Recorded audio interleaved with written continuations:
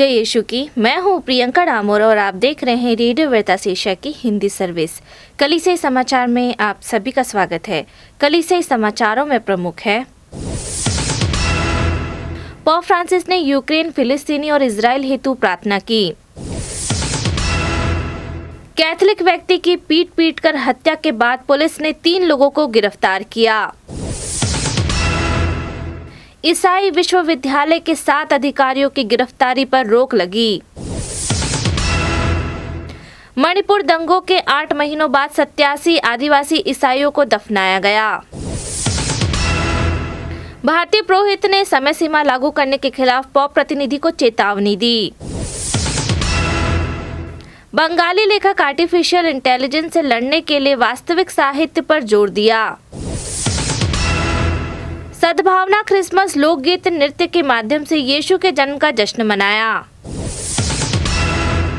भारत की सबसे बड़ी क्रिसमस सभा में 15,000 लोग शामिल हुए। अब जानते समाचार विस्तार से। पोप फ्रांसिस ने यूक्रेन, फिलिस्तीनी और इजराइल हेतु प्रार्थना की। पोप फ्रांसिस ने विश्वासियों से आग्रह किया है कि इस क्रिसमस पर चरनी के पास जाएं और यीशु से शांति के लिए प्रार्थना करें। उन्होंने यूक्रेन, फिलिस्तीनी और इजराइल के लिए प्रार्थना करने को कहा। पोप ने वाटिकन के पोप पॉल VI सभागृह में बुधवार आम दर्शन समारोह के दौरान अपनी धर्म शिक्षा में चरनी में बालक यीशु के जन्म दृश्यों के महत्व पर विचार किया था। उन्होंने जन्म और शांति के लिए काम के बीच संबंध पर जोर दिया और विश्वासियों से आग्रह किया कि वे चरनी के पास जाएं और बालक यीशु से शांति मांगे। कैथोलिक व्यक्ति की पीट कर हत्या के बाद पुलिस ने 3 लोगों को गिरफ्तार किया। पुलिस के अनुसार झारखंड में एक कैथोलिक व्यक्ति की पीट कर हत्या के मामले के 3 लोगों को गिरफ्तार किया गया है।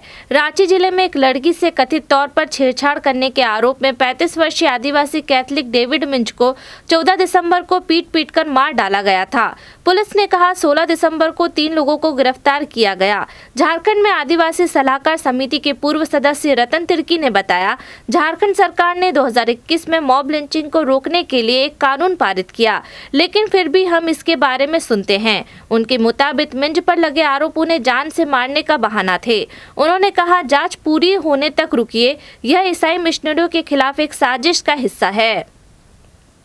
ईसाई विश्वविद्यालय के 7 अधिकारियों की गिरफ्तारी पर रोक लगी। भारत की शीर्ष अदालत ने धार्मिक रूपांतरण और एक महिला कर्मचारी के बलात्कार में उनकी कथित भूमिका के लिए ब्रिटिश काल के ईसाई विश्वविद्यालय के कुलपति सहित 7 अधिकारियों की गिरफ्तारी पर रोक लगा दी है।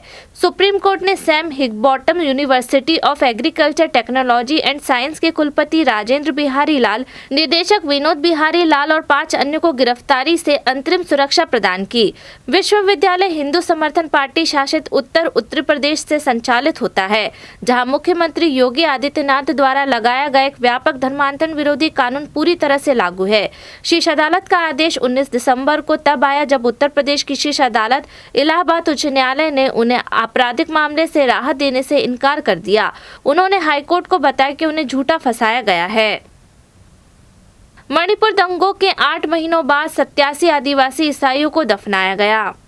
लगभग 8 महीने के तनावपूर्ण इंतजार के बाद मणिपुर में ईसाइयों ने 20 दिसंबर को संघर्षग्रस्त मणिपुर के चूराचांदपुर जिले में 2 स्थानों पर कुकी-जो समुदाय के 87 सदस्यों को दफनाया।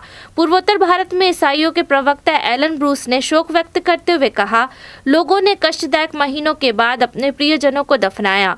उनके दिल दर्द से भारी थे, पीड़ा और हानि के एक अतः चक्र का गवाह बन रहे थे।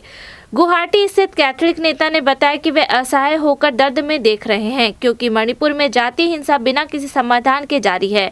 उन्होंने कहा, हमें उम्मीद है कि सत्ताधारी सरकार इस संकट को खत्म करने के लिए तेजी से काम करेगी, इससे पहले कि यह कहीं वापस लौटने की राह पर न पहुंच जाए।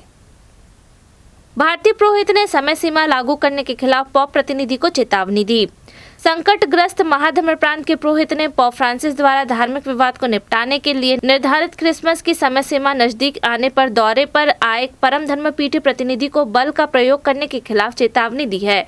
पूर्वी संस्कार सिरोमालाबाद चर्च में एर्नाकुलम अंगामाली आर्चडायसिस में पुरोहित और आम लोग चाहते थे कि स्लोवाकिया के जेसुइट आर्चबिशप सिरिल वासिल बातचीत के माध्यम से शांतिपूर्ण समाधान के माध्यम से विवाद को सुलझाए। आर्चडायसिस प्रोटेक्शन कमेटी, जिसमें पुरोहित भी शामिल है, ने एक बयान बयान में कहा, अगर परमधर्मी पीठी प्रतिनिधि, पुरोहित और आम लोगों के प्रतिनिधियों की बात सुनने के बाद भी बल प्रयोग करने की नीति जारी रखता है तो इससे किसी की कल्पना से परे गंभीर परिणाम होंगे। बंगाली लेखक आर्टिफिशियल इंटेलिजेंस से लड़ने के लिए वास्तविक साहित्य पर जोर दिया। पश्चिम बंगाल के एक शहर में एक सांस्कृतिक केंद्र के शुभारंभ पर आर्टिफिशियल इंटेलिजेंस के हमले का सामना करने के लिए वास्तविक साहित्य और कला को प्रोत्साहित करने की आवश्यकता पर जोर दिया गया। सेंट जेवियर कॉलेज राघपुर कैंपस के प्रोफेसर मधुमिता आचार्य चेतावनी देती है, जबकि मनुष्य किसी स्थिति का वर्णन करने के लिए सही शब्द खोजने के लिए संघर्ष करते हैं, एआई एक पल में यह काम कर सकता है। आचार्य ने आशंका व्यक्त की कि एआई जल्द ही साहित्य में अतिक्रमण कर सकता है। अवकाश बांग्ला साहित्य ओ संस्कृति केंद्र और इसकी बंगाली पत्रिका अनुप्रास के शुभारंभ पर बोल रही थी। सद्भावना क्रिसमस लोकगीत नृत्य के माध्यम से यीशु के जन्म का जश्न मनाया। सद्भावना क्रिसमस में क्रिसमस के संदेश को संप्रेषित करने के लिए गोवा की दिवली लोक नृत्य और कव्वाली का प्रदर्शन किया गया। यह 16 दिसंबर को गोवा राज्य की राजधानी पणजिम से लगभग 10 किलोमीटर पूर्व में स्थित पिलर में पिलर तीर्थ केंद्र में आयोजित किया गया।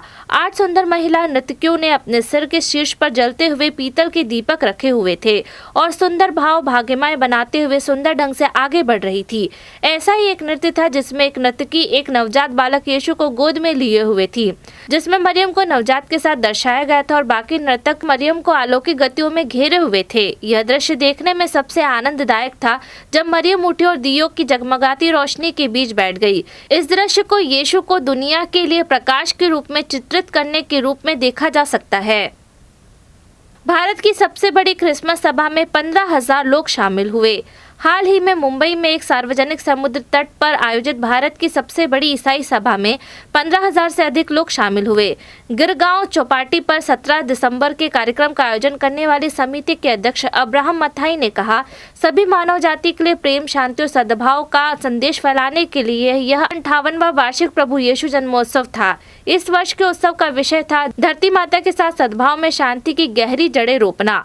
कार्डिनल ओसवाल्ड ग्रेसियस सहित सभी संप्रदायों के ईसाई नेताओं के साथ साथ भारतीय जनता पार्टी के राष्ट्रीय प्रवक्ता साजिया इल्मी और अतिरिक्त पुलिस आयुक्त अभिनव देशमुख जैसे गणमान्य व्यक्तियों ने कार्यक्रम में भाग लिया। कार्यक्रम में विभिन्न चर्चों के गायन मंडलियों ने प्रदर्शन किया और पास्टर नीतू चौधरी ने क्रिसमस संदेश दिया। इसी के साथ कलीसिया समाचार समाप्त हुए। अगली बार फिर मुलाकात होगी नई खबरों के साथ। नमस्कार। रेडियो वेरितास एशिया आपके लिए लेकर आए हैं RVA mobile app. RVA mobile app पर हमारे विभिन्न प्रकार के कार्यक्रमों का लाभ लें, हमसे जुड़े और एशियाई ईसाईयत की आवाज का हिस्सा बने। आज ही ऐप स्टोर एवं प्ले स्टोर से RVA मोबाइल ऐप डाउनलोड करें।